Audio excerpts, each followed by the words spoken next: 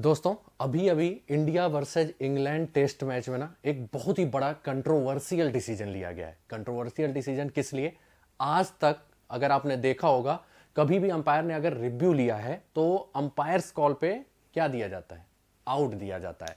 लेकिन हुआ क्या है, अभी इंडिया वर्सेज इंग्लैंड वाले टेस्ट मैच में ना टॉम हार्टली को अंपायर ने आउट दिया था, लेकिन रिव्यू में जब अंपायर्स कॉल आया ना तो वहां पे अंपायर ने नॉट आउट दे दिया। तो ये अपने आप में एक अजीबोगरीब मामला है और संभवतः शायद जब से डीआरएस लागू हुआ है ये अपने तरीके का एक पहला मामला है। तो आखिर क्यों अंपायर के आउट देने के बाद भी, अंपायर्स कॉल होने पे भी टॉम हार्टली को नॉट आउट दिया गया और रूल क्या कहता है, हम सब कुछ देखेंगे। नमस्कार, मैं हूं आपका फेवरेट सिद्धांत त्रिपाठी और हम बात करने वाले हैं उस कंट्रोवर्शियल डिसीजन की जिसको इस समय पूरी दुनिया सर्च कर रही है। आखिर हुआ क्या है, तो आइए डिटेल में देखते हैं। तो हुआ क्या, 8वें विकेट के लिए पार्टनरशिप चली आ रही थी किसकी बेन फोक्स और टॉम हार्टली की, और भारत के लिए जी का जंजाल बनी हुई थी।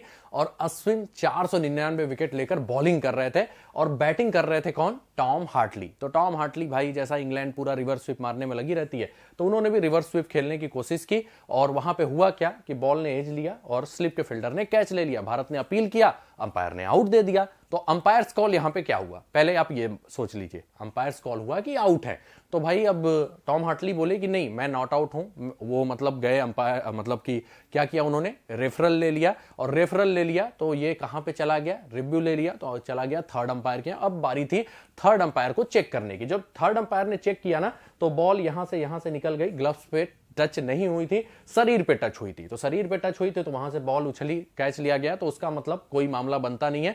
तो भाई वहां से आ गया कि जो ये वाला रिव्यू था कि कैच वाला, वो सफल नहीं हुआ है। लेकिन अब बॉल लगी थी शरीर पे, तो थर्ड अंपायर पूरी तरह से उस डिसमिसल को देखते हैं कि कहीं और से तो नहीं आउट है। तो शरीर पे जब बॉल लगी थी तो उन्होंने क्या चेक किया, एलबीडब्ल्यू का डिसमिसल चेक किया। तो एलबीडब्ल्यू का जब डिसमिसल चेक किया ना, तो जो बॉल थी वो इन लाइन पिच हो रही थी। इंपैक्ट जो था अंपायर्स कॉल था, विकेट जो था अंपायर्स कॉल था।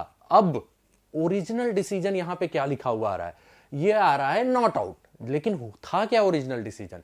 आउट था। अब इन्होंने नॉट आउट क्यों लिख दिया वो भी मैं आपको बताता हूं।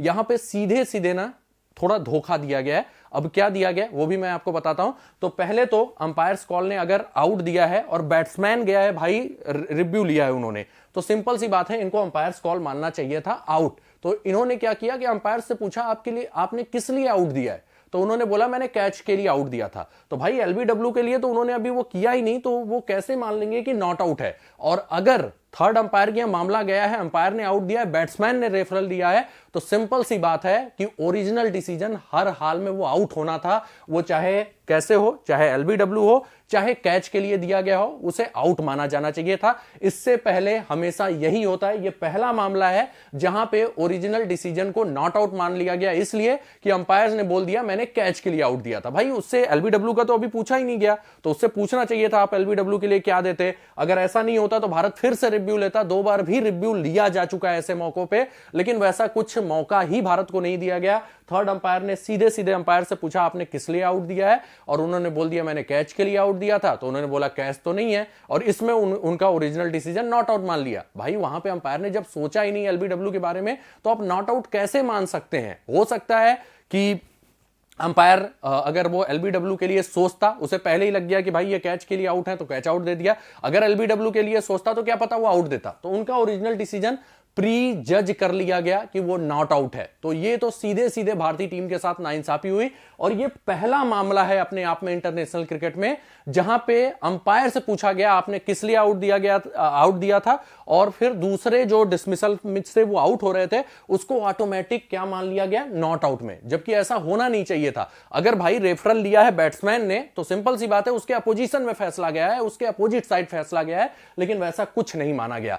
तो ये सिंपल सी बात है, अश्विन 500वें विकेट के हकदार थे, उनके हाथों से ये विकेट छीना गया, भारतीय टीम के हाथों से इसमें विकेट छीना गया। और अगर गया है वो थर्ड अंपायर के बल्लेबाज लेके गया है, तो चाहे जो परिस्थिति हो, चाहे जिस हिसाब से डिसीजन दिया हो, उसे माना जाना चाहिए था आउट, क्योंकि बैट्समैन ने रेफरल लिया है भाई, मतलब उसको आउट दिया जा चुका है। तो वो कैसे आउट दिया गया उससे कोई मतलब नहीं होता। आप वहां पे चेक कर रहे हैं कि किस हिसाब से आउट है, और आईसीसी का कोई ऐसा रूल भी नहीं है कि अंपायर से पूछा जाएगा जाएगा कि आपने किस लिए आउट दिया है, क्योंकि इससे पहले अगर आप देख रहे होंगे स्टंपिंग के लिए भी अपील होता था ना, तो थर्ड अंपायर पूरा का पूरा चेक कर लेते थे, क्या क्या एलबीडब्ल्यू से लेके कैच तक सारा वहां पे चेक कर लिया जाता था। और बाद में उस रूल को बदला गया कि भाई कैप्टन इसका फायदा उठा ले रहे हैं, कीपर उसका फायदा उठा ले रहे हैं। तो अभी इस सीरीज से पहले रूल आया कि अंपायर पूछेगा कि आप कीपिंग के लिए ले रहे हैं कि एलबीडब्ल्यू या कैच के लिए ले रहे हैं। अगर स्टंपिंग के लिए ले रहे हैं तो केवल स्टंपिंग चेक किया जाएगा। लेकिन यहां पे ये आउट के लिए रिव्यू लिया गया था, तो यहां सीधे सीधे ऐसा कोई आईसीसी का रूल ही नहीं आया है कि अंपायर कॉल को बीच में बदल दिया जाए और उसको नॉट आउट कर दिया जाए। तो ये सीधे सीधे भारतीय टीम के साथ नाइंसाफी है, क्योंकि अगर बल्लेबाज ने रेफरल दिया है तो भाई वो चाहे जिस चीज के लिए भी आउट दिया गया हो, ओरिजिनल डिसीजन क्या होगा वो आउट होगा। आईसीसी का कोई नियम नहीं बोलता कि आपको नॉट आउट दिया जाएगा। तो यहां पे सिंपल से अंपायर ने मिस्टेक किया है। और भाई आप ऑन फील्ड अंपायर के डिसीजन को अपने से कैसे मान लिए कि अगर उन्होंने कैच के लिए आउट दिया, क्या पता वो कैच के बारे में नहीं सोचते, एलबीडब्ल्यू के बारे में सोचते, तो वो आउट दे सकते थे। ऐसा भी तो हो सकता था, क्योंकि यहां पे आपको क्लियर दिख रहा होगा ये स्टंप के सामने है। तो भाई यहां पे सीधे सीधे भारतीय टीम के साथ नाइंसाफी हुई है। आपको क्या लगता है? आईसीसी ने ऐसा कोई रूल नहीं बनाया है कि अंपायर से पूछ के फिर उसका ओरिजिनल डिसीजन अपने से मान लिया जाए। तो यहां पे सीधे सीधे भारत के हाथों से ये विकेट छीना गया है। अश्विन के हाथों से 500वां विकेट छीना गया है। मतलब अश्विन यार 500 विकेट लेके इसी मैच में रिकॉर्ड बना सकते थे। हम उम्मीद कर रहे हैं कि आगे लेके वो बना ही दे रिकॉर्ड, लेकिन यार ये गलत हुआ है। आईसीसी का कोई रूल नहीं बोलता। और इसके बाद रोहित शर्मा काफी निराश भी थे, काफी क्वेश्चन भी पूछे गए अंपायर के द्वारा। तो अंपायर बोल रहे हैं भाई उन्होंने हमसे पूछा कि आपने किस लिए आउट दिया था, हमने बोल दिया कि हमने कैच के लिए आउट दिया था, तो उन्होंने एलबीडब्ल्यू का ऑटोमेटिक मान लिया, ओरिजिनल डिसीजन नॉट आउट। ऐसा होना नहीं चाहिए था। तो कुल मिला के थर्ड अंपायर ने क्यों नॉट आउट दिया वो मैंने आपको बता दिया। लेकिन यहां पे आईसीसी रूल ऐसा कुछ भी नहीं कहता। और भाई भारतीय टीम ने सीधे सीधे इस मामले में भारतीय की टीम के साथ बेईमानी हुआ है और ये विकेट भारत के हाथों से छीना गया है। वो अलग बात है भारतीय टीम जीत जाएगी ये मैच, लेकिन क्या पता अगर पार्टनरशिप टिक जाती तो फिर क्या अंपायर्स के सर पे ये दोष मढ़ा जाता। आपका जो भी कमेंट हो कमेंट करके बताइएगा, जो भी थिंकिंग हो, आउट है नॉट आउट। और ये वीडियो ज्यादा से ज्यादा लोगों तक शेयर कीजिएगा, जिससे ये बात ज्यादा से ज्यादा लोगों तक पहुंच सके। तो इसी के साथ ये वीडियो समाप्त होता है। होपफुली आपको वीडियो पसंद आया होगा। वीडियो को लाइक और शेयर जरूर कीजिएगा। और जितना ज्यादा ये वीडियो पहुंचेगा उतना दूर तक ये बात पहुंचेगी कि भारत के साथ नाइंसाफी हुआ है। धन्यवाद।